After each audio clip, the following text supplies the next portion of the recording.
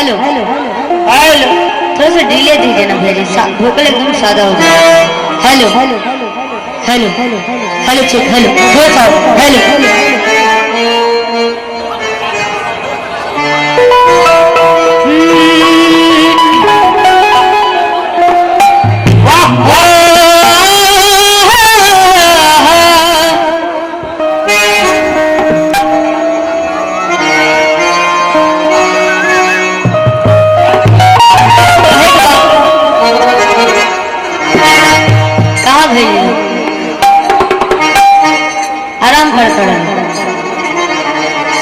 चली आजकल बड़े लोग गाना तो हल्का मचेले बरोबर सब सुन लो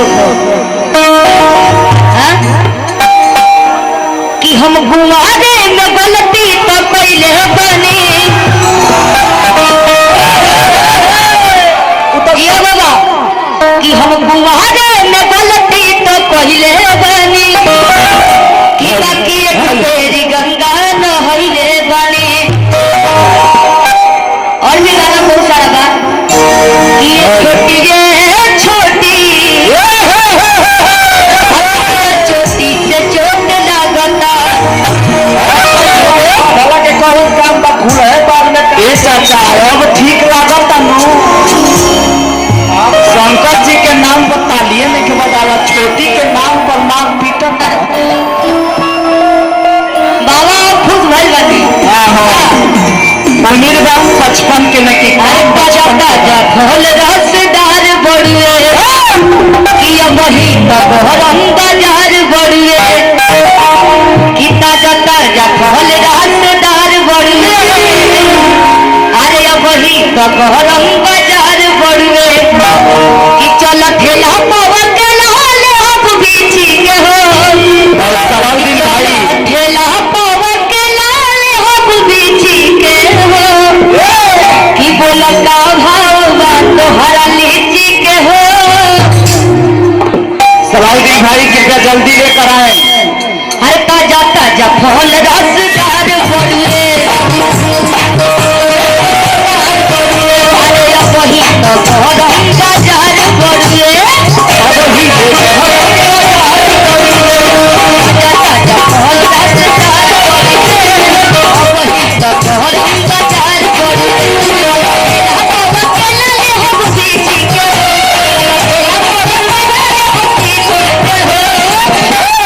कि बोला का भाव बात हरा बोला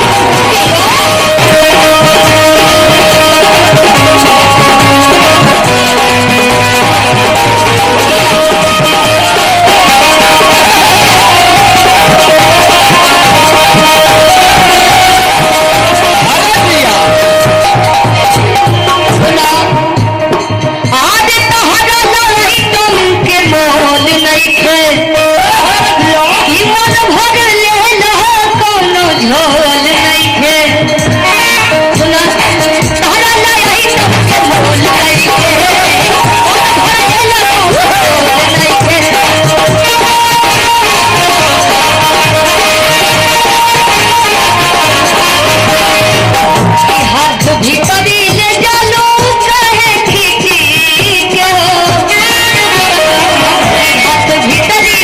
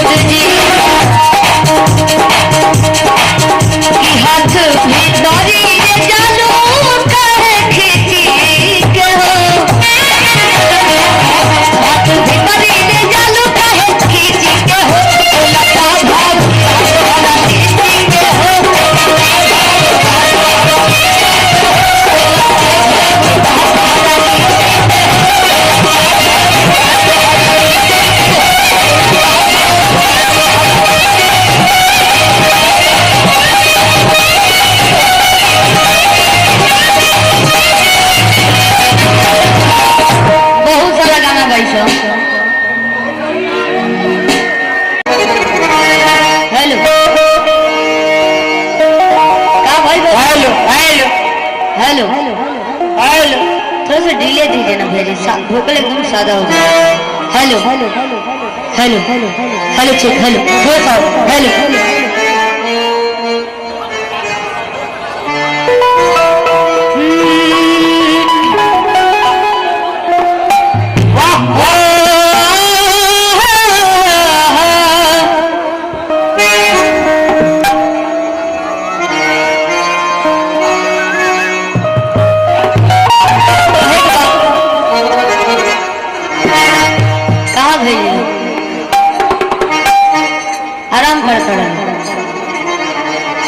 चली आजकल बैल हो गाना तो हल्का मचेले बरोबर सब सुन लो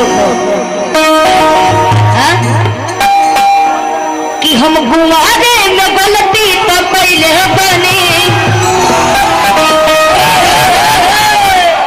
ये बाबा कि हम गुवारे में गलती तो पहले बनी कि बाकी तेरी गंगा न हईले बनी।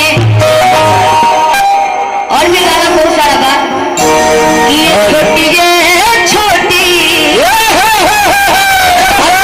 चोटी से चोट लागता